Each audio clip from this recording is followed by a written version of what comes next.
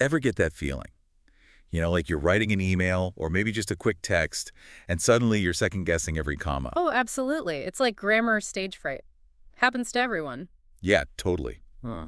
So today, we're tackling some of those tricky English grammar moments, especially those that can make or break how clearly we communicate. Sounds good. Where are we starting? Well, I was watching this YouTube video by English with Molly. It's called Very Important Rules. And even though it's geared towards English learners, it has some really good reminders for, well, anyone who uses English, really. For sure, brushing up on the basics never hurts. What did you have in mind? So one of the first things she talks about is the present continuous tense. She gives the example, he is watching a movie. It seems pretty basic, but I think it's worth looking at more closely. Like, what if we just said, he watches a movie? What's the difference? Ah, that's where the magic of the ing ending comes in, right? It's all about painting a picture of an action happening right now. He is watching, puts us right there in the moment with him.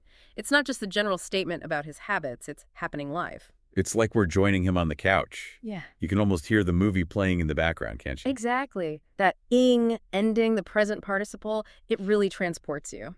I like that. Okay, next up, this one really struck me. She has this example. We didn't go there. Simple, right? But I feel like this is one of those things that people mess up more than they realize. Oh, yeah, for sure. This is where auxiliary verbs can be tricky. Tricky indeed. What's the deal with go here? Why not went, since it's in the past? Because we've already got didn't doing the heavy lifting for the past tense. Think of it this way. You wouldn't say, did you eat lunch? It's, did you eat lunch? The auxiliary verb takes care of a tense, and the main verb stays in its base form. I see. It's all about those subtle patterns that we use without even thinking about it. Okay, last one on my list. Molly's example is, I have done my work. I have to admit, even I sometimes stumble over this one. It's like the word done itself isn't that complicated, but the way it's used here can throw me off. It's all about the present perfect tense. We're using have plus the past participle, in this case, done. And it's not just about the action being completed. It's about connecting that completed action to the present moment. There's a sense of achievement and finality that carries over.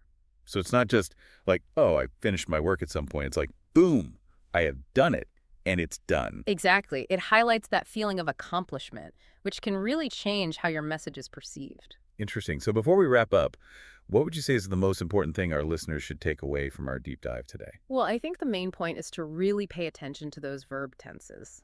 They might seem like small details, but they have a huge impact on how clearly we communicate. For sure. And you know what? Now I have a little challenge for you. Okay, I'm listening. As you're going about your day, whether you're reading a book, listening to a conversation, or even just writing an email, pay attention to the verb tenses people are using. It's like a little secret code to unlock even deeper meaning in everything you're reading and hearing. I love that. I think I'll give that a try myself. You never know what you might notice. Exactly. It might just change how you look at language altogether. That's the beauty of language. It's always got more to teach us. Couldn't agree more. Well, thanks for joining me today. I think this was a pretty insightful deep dive. It was my pleasure. Always happy to chat about the finer points of English grammar. Until next time, happy grammar sleuthing. See you then.